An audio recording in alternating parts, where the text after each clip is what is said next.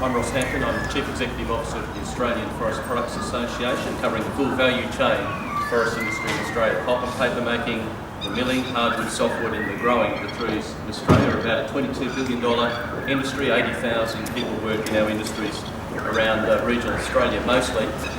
Here with Senator Colbeck because we are delighted today to be releasing the results of the first across the industry national survey of business confidence. We've started a time series of that, and I'm delighted to be reporting to Senator Colbeck, our Parliamentary Secretary for Forestry, today that around the nation, in all the states and territories, more than 70% of executives in our businesses are expecting to make capital investments in the coming year. They're confident that they're past the GFC and there's some green shoots on the horizon. It's mostly because of this stuff. It's mostly because we're finally building the houses in Australia that have been pent up, have been held back as people have been keeping their hands in their pockets after the GFC.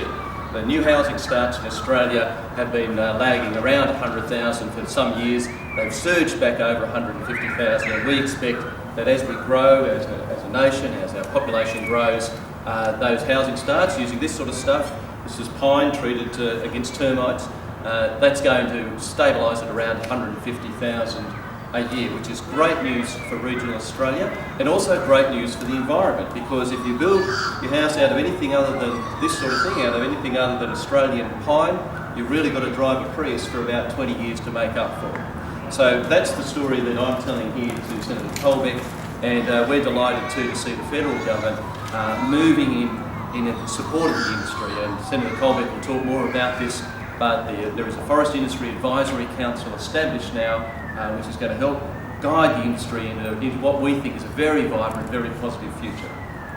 Thanks, Ross. Look, the really important thing from my perspective is that as a government we said that we wanted to bring confidence back to the forest industry nationally.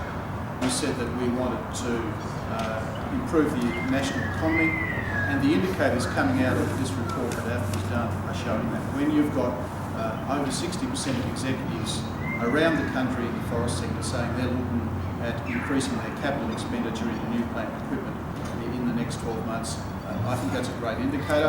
Ross has already talked about the upswing in housing approval starts, and with new innovative construction methods, there is an enormous opportunity to use Australian timbers in construction around the country. 40% of a piece of timber is stored carbon, and so you're doing the right thing by the Australian economy and regional jobs, but also in a carbon-constrained economy. Ross is right, the most environmentally friendly piece of building material is timber. So to see the numbers around the country, over 13% have a positive view of the economy going forward, and I thought that's a really good set of numbers. We're really pleased that with a government now who is working with the industry instead of putting measures in place which actually constrain the forest industry, which was the case under the previous Labor Green governments. We're now in a situation where confidence is returning. Obviously the impacts of the global financial crisis are starting to ease off, the dollar is starting to assist as well, and there's confidence returning to the industry, and that can only be a good thing for forest industry jobs in regional Australia where most of them are.